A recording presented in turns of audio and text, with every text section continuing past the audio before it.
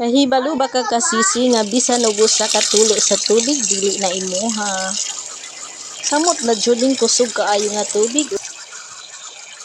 Sumaunang dapat ginatong pasalamatan ang tag-iya sa tubig nga mao ang atuang source sa atoang mga gikinahanglan sa matag adlaw-adlaw kay kon wala siya surely nga dili gid ta maka gamit aning tubiga kay siya man ang tag-iya ani samot na ning isda nga iyahang gi-provide sa amoa.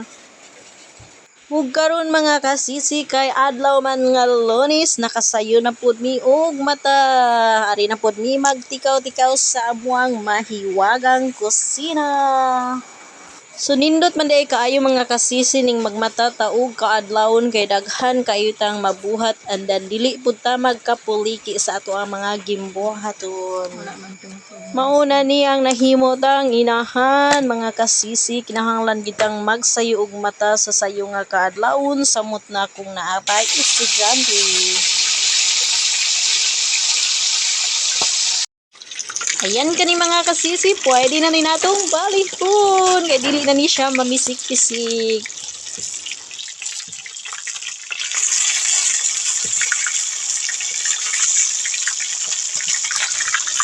Oh, diba? Isda, bisan og balihon pa. Ayan, sweet kay sila together. Nya na mo yung ani nga togetherness like sa isda nga pwede nang balihon, di gid sila magbuwag.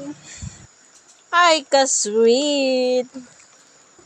Og diri naluto na jud ang amang tilapia ug ulang. Ready na ang among breakfast sa sayo nga kabuntagon. Matik, luto na mo ang sudan. Una nga, una mi. Alas 5 pa ay namahon.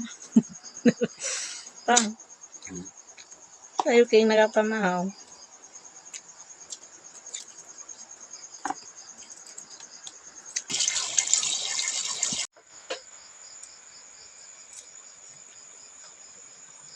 Ngayon sa pang second day na nakasayo ko mata is mauli ang ako naluto.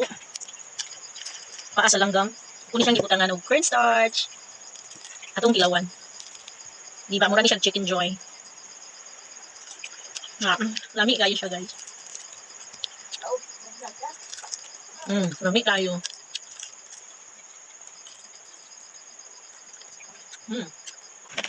Last ako yung octopus nga gibutangan og cornstarch ayo. Nani. Ako ni siyang gunting-guntingon.